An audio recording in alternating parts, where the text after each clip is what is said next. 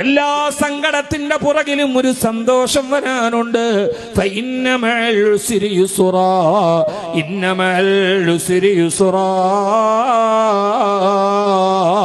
എല്ലാ സങ്കടങ്ങളുടെ പുറകിലും ധാരാളം സന്തോഷങ്ങൾ വരാനുണ്ട്.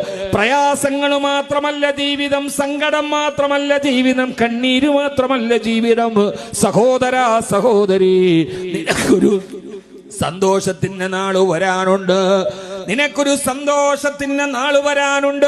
എല്ലാ സങ്കടങ്ങളും അവസാനിക്കും. എല്ലാ കടങ്ങളും ഒരു നാള് വീട്ടപ്പെടും. ഏത് രോഗത്തിനും അവസാനം ഒരു ശമനമുണ്ടാകും. റഹ്മാനായ റബ്ബിനോട് പ്രതീക്ഷയോടെ ജീവിക്കൂ.